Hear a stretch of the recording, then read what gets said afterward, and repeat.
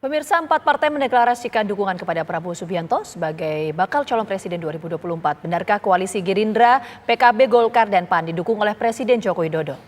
Ya, apakah ini pemirsa koalisi besar ini tandanya sudah mendapatkan restu dari Presiden Joko Widodo atau mungkin ada kaitannya karena pernah dulu Presiden berkata bahwa akan ada sebuah koalisi besar begitu ya Vita ya. Nah, lalu siapa kira-kira yang akan yang akan diusung maksud kami sebagai calon wakil presiden untuk mendampingi Prabowo Subianto jika sebelumnya kita mendengar ada nama Muhaimin Iskandar yang selalu disebut. Apakah nama itu atau mungkin ada nama lain? Untuk membahasnya sudah bergabung bersama kami sejumlah narasumber. Di studio sudah ada Wakil Ketua Umum Partai Gerindra yaitu ada Mas Habibur Rahman. Selamat sore.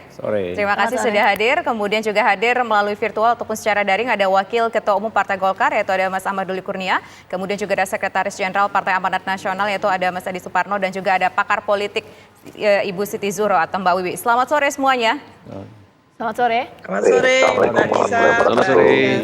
Waalaikumsalam warahmatullahi wabarakatuh. Nah, pertama kita mau ke Golkar dulu deh. Apa sih yang sebetulnya membuat Golkar akhirnya meyakini untuk bergabung bersama dengan Gerindra? Padahal kan sebelumnya Erlangga Hartarto sudah bertemu dengan Mbak Puan Maharani, udah saling kasih bunga satu sama lain dan sempat membentuk tim teknis. Ya, sebenarnya ini keputusan yang kita ambil melalui proses yang cukup panjang dan sangat dinamis ya. Sampai pada akhirnya kita mengambil keputusan beberapa hari yang lalu dan kemudian disampaikan bersama dengan 3 partai politik yang lain tadi pagi. Ya, memang ada beberapa pertimbangan. Kan dalam 2 minggu ini kita memang putuskan pilihannya tinggal 2 ya.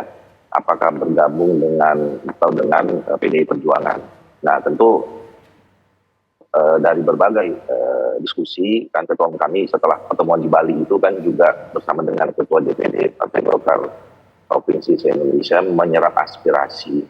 Terus kemudian aspirasi itu diskusikan dengan ketua-ketua dewan, ada 5 ketua dewan yang ada di Partai Golkar dan kemudian termasuk senior yang lain dan kemudian juga bersama dengan ormas-ormas yang ada di lingkungan Partai Golkar. Nah, tentu dari serap aspirasi itulah menjadi pembahasan di DPP dan akhirnya ketua umum memutuskan yang memang sudah kita beri mandat untuk mengambil keputusan itu. Nah, ada beberapa pertimbangan.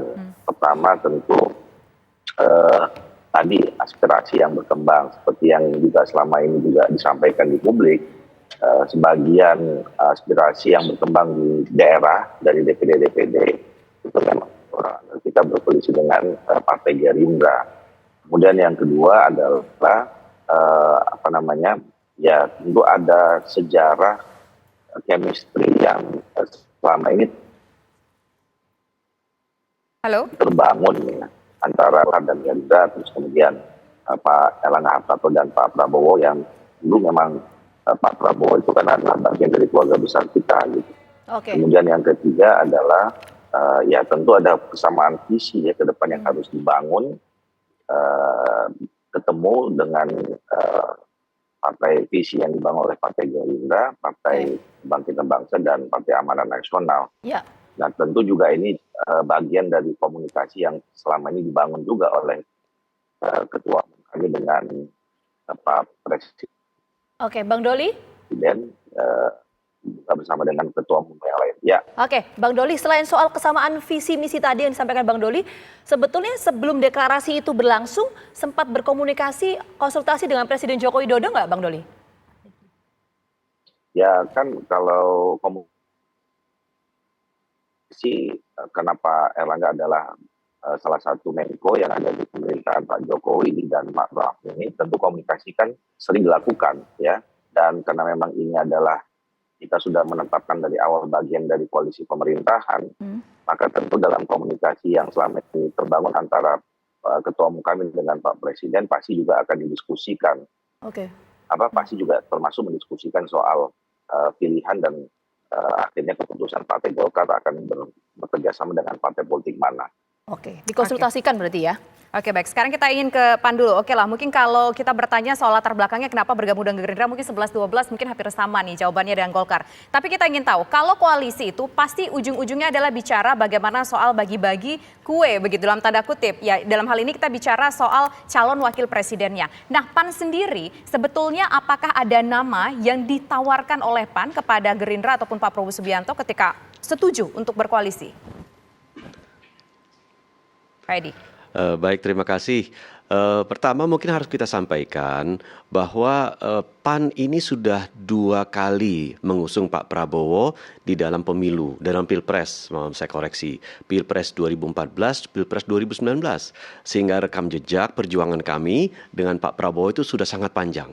Kita saling memahami, saling mengetahui, ibaratnya bicara dengan antara Pak Zulkifli Hasan dengan Pak Prabowo itu sudah bicara bahasa batin, kurang lebih demikian. Kita pun bekerja sama dengan teman-teman dari Gerindra sudah sangat baik. Oleh karena itu bergabungnya PAN untuk mendukung Pak Prabowo Subianto ini adalah salah satu bagian dari ikhtiar kita yang oleh Pak Zulkifli Hasan disampaikan kepada Pak Prabowo, mari Pak Prabowo kita tuntaskan perjuangan kita di tahun 2024 ini. Nah inilah adalah salah satu yang menjadi tolak ukur dan menjadi pendorong kita untuk mendukung Pak Prabowo Subianto di Pilpres 2024. Nah tetapi seperti yang kami sampaikan juga dalam berbagai kesempatan, PAN kan memang sudah sebelumnya menyampaikan keinginan dari PAN, aspirasi kader-kader PAN untuk mengusung Pak Erick Thohir sebagai cawapresnya. Tetapi kami juga memahami bahwa teman-teman dari PKB juga menghendaki ketua umumnya Gus Muhaimin Iskandar, teman-teman di Golkar juga menghendaki Pak Airlangga Hartarto untuk menjadi cawapresnya. Oleh karena itu dengan sangat bijak dan arif, tadi pagi Pak Prabowo mengatakan bahwa kita nanti akan bahas ini bersama-sama di level pimpinan partai koalisi pendukung.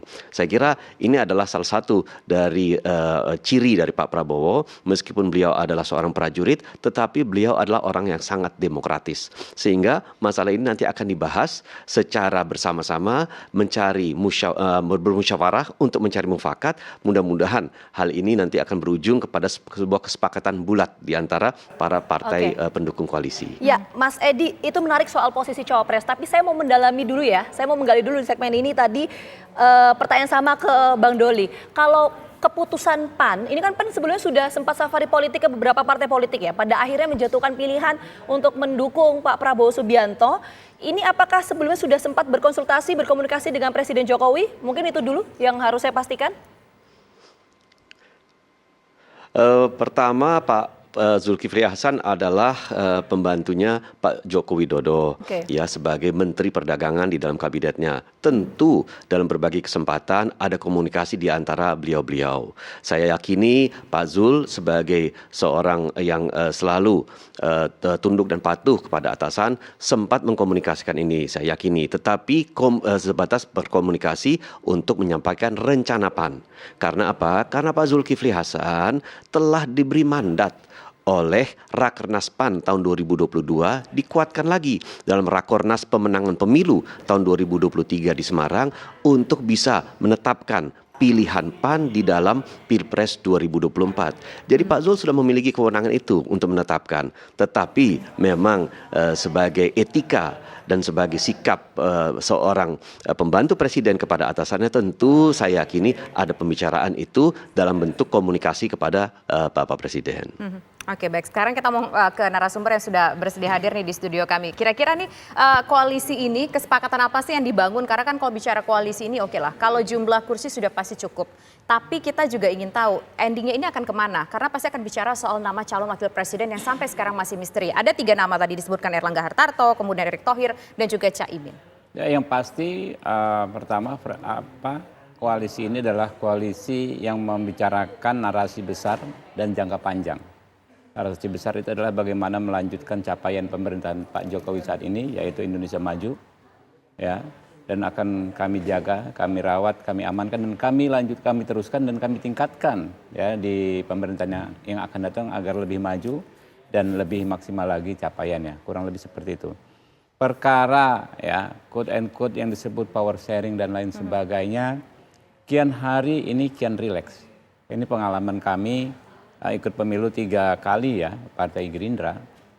Sejak 2009, 2014, 2019. Yang tadinya seolah kaku, justru semakin hari semakin rileks. Kita dulu ingat ya, misalnya sekitar setahun yang lalu, semua partai mengusung capresnya masing-masing. Tidak ada tawar menawar, pokoknya partai A capresnya A. Ya, sehingga sekarang ya kan ada 4 partai politik parlemen, ya, ada beberapa lagi di luar parlemen. Secara garis besar sepakat capresnya mengerucut ke Pak Prabowo. Artinya teman-teman sudah menanggalkan egonya masing-masing. Nah, begitu juga untuk posisi cawapres yang kita kedepankan adalah melakukan musyawarah, melakukan diskusi secara demokratis dan secara ilmiah, mencari cawapres yang terbaik. Ya. Tapi ikatan besarnya bahwa kita ini satu frekuensi dalam konteks ideologis, ya, wacana-wacana kebangsaan itu sudah mengikat kita semua. Tinggal nanti seiring waktu tokoh-tokoh itu, ya, Pak Muhaimin ketum, ya kan, Pak Zulhas ketum, Pak Erlangga dan Pak Prabowo berdiskusi. Ini tidak akan seperti diskusi one man one vote, ya, lalu dikasih voting dan lain. Tidak akan seperti itu. Ini diskusinya musyawarah, ya. Jadi tidak akan ada satu pihak pun yang ditinggalkan. Jika terpilih satu nama cawapresnya Pak Prabowo, dipastikan itu kesepakatan bersama.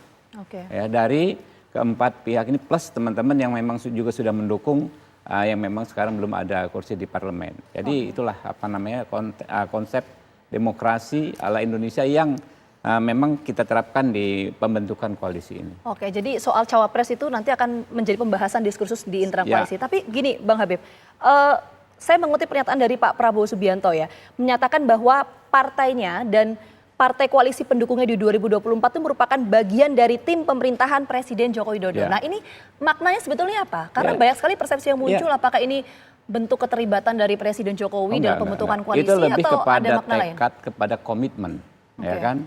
Kepada komitmen kami untuk terus melanjutkan apa capaian, apa kebijakan, apa prestasi, apa legacy yang dicapai oleh pemerintahan saat ini. Karena harus diakui, di tengah badai pandemi, di tengah situasi yang sangat-sangat sulit, ya, pemerintahan Pak Jokowi bisa berjalan dengan efektif dan